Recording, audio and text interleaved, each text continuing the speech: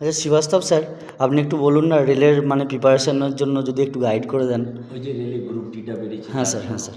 আমি একটু हिंदी में बोलছি। হ্যাঁ স্যার। एक्चुअली देखो है क्या कि कोई भी जब प्रतियोगिता का वैकेंसी निकलता है तो उसके लिए सबसे पहले आपको माइंड सेटअप करना पड़ेगा। আচ্ছা। आप लोग पहले सोचिएगा कि यहाँ पे एक नेगेटिविटी है कि 2 पोस्ट है, 3 पोस्ट है, 4 पोस्ट है, अच्छा। 10,000 पोस्ट है। अगर अच्छा। 10,000 निकलता है तो आपके माइंड में नेगेटिविटी रहता है कि 10,000 ही पोस्ट है। अच्छा। आपको चाहिए एक पोस्ट ओके। और यहाँ पर है 32,000 33,000 पोस्ट। तो आप एक पॉजिटिव माइंड के साथ तैयारी में लगे रहिए और जो सिलेबस आपको रेलवे द्वारा प्रोवाइड किया जाता है उस सिलेबस को जो है ध्यान में रख करके आप अपने पढ़ाई को जारी रखें। ओके। दूसरी बात है आजकल के जो बच्चे में कमी है टाइम मैनेजमेंट की। हाँ सर। आपको टाइम मैनेजमेंट करना पड़ेगा क्योंकि टाइम मैनेजमेंट अगर देखिए आप कुछ भी काम करते हो सुबह से उठ करके रात के सोने तक आपका प्रत्येक काम का शेड्यूल होता है। हाँ सर। लेकिन आप कहीं ना कहीं उस शेड्यूल में जो है मिस कर जाते हो अपने पढ़ाई का शेड्यूल को मैनेज मतलब करने। मैं पूरा दिन कोशिश करता हूँ कि मैं पढूँ पढूँ पढूँ पर हो नहीं पाता है। वही तो कभी मैं- मैथ होता है, कभी रीजनिंग छूट जाता है, कभी रीजनिंग होता है तो जीके छूट जाता है। बिल्कुल सही बात आपने कहा है, वही मैं बातों को बता रहा हूँ। हाँ सर। क्या होता है कि आप लोग टाइम मैनेजमेंट नहीं कर पाते हो।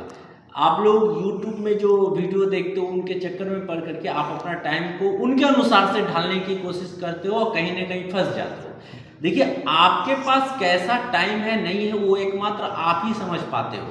YouTube जो वीडियो छोड़ते हैं उनको भी पता नहीं, वो अपने अनुसार से समझा देते हैं और अगर मैं भी बोलूँ कि ये समय में पढ़ो तो वो भी गलत बात है।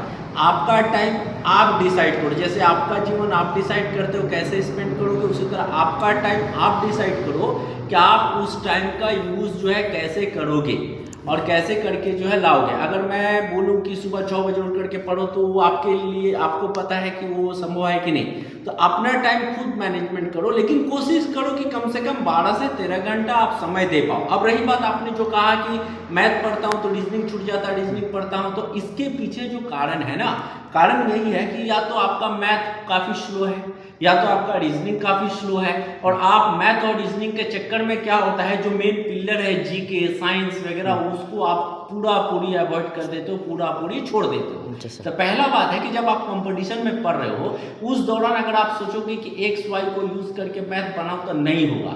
आपको कंपटीशन का मैथ हमेशा ट्रिक में बनाना पड़ेगा। तो आप पहले ट्रिक को सीखो, अपने कैलकुलेशन को स्पीड करो। रीजनिंग की बात है, रीजनिंग को अगर आप थोड़ा सा प्रैक्टिस करते हो तो रीजनिंग 100% में 100% लाना कोई बड़ी बात नहीं है। मैथ में 98-95% लाना कोई बड़ी बात नहीं है।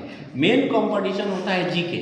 आपको जब पढ़ाई करना है तो पहले ही आप मॉर्निंग के समय में माइंड फ्रेश रहता है। मैं तो कहूँगा कि जब आप पहला पढ़ाई शुरू करते हो वो पहला पढ़ाई शुरू करो जीके से और प्रत्येक का भाग बनाओ। उसमें आपको सेट प्रैक्टिस भी करना है, उसमें आपको जीके भी पढ़ना है, उसमें आपको रीजनिंग भी पढ़ना है, साथ ही साथ आपका जो वीक पॉइंट है उसको भी आपको देखना है। आप ये करना चालू कीजिए, आप किसी एक सब्जेक्ट पे मत फंसिए। आप उस सब्जेक्ट को अपने अनुसार से ढालिए कि मैं कब किस सब्जेक्ट को पढ़ूंगा, मैथ कितना बजे से कितना बजे तक पढ़ूंगा, कितना समय पढ़ूंगा और सेट प्रैक्टिस को ज़्यादा से ज़्यादा कीजिए। उससे क्या होता है कि आपका एक्यूरेसी बढ़ेगा, आपका स्पीड बढ़ेगा। तो सेट जब आप प्रैक्टिस करते हो 100 क्वेश्चन तो उसमें बेनिफिट ये होता है कि उस 100 क्वेश्चन में आप मैथ रीजनिंग जीके इंग्लिश सब कुछ कवर कर पाते हो। साथ ही साथ चैप्टर वाइज मैथ को भी अवश्य करो। वो अगर मैं सिंपल बताता हूँ कि जब आप डॉक्टर के पास जाते हो वो आपको एंटीबायोटिक भी देता है, मल्टीविटामिन भी देता है। तो चैप्टर वाइज पढ़ना समझ लो मल्टीविटामिन है और सेट प्रैक्टिस एंटीबायोटिक है जो आपको बचा करके रखेगा। Okay sir. और कोई आइडिया तो पूछिए। हाँ, और सर आप थोड़ा सा शेड्यूल थोड़ा सा बता देते तो क्या कब करना है। जैसे आप बताया कि जीके मतलब सुबह में पढ़ना चाहिए तो वो मैथ और रीजनिंग का भी बता देते थोड़ा सा। देखिए मैंने कहा सुबह में पढ़ना है, इसका मतलब ये नहीं कि आपको सुबह ही पढ़ना है। ओके।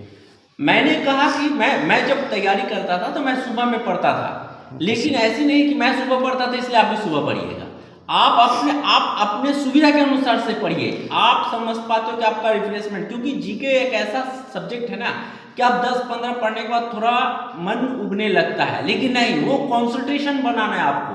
मन उबने से नहीं होगा, बस 2 साल 3 साल मेहनत करना है, तो वो मन उबने से नहीं होगा। आपका ये 3 साल आपका पूरा भविष्य को डिसाइड करता है।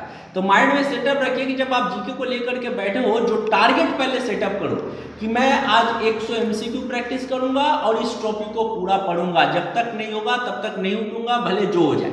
ये टारगेट सेटअप करके ही बैठो, और जब तक कंप्लीट ना हो तब तक मत उठो।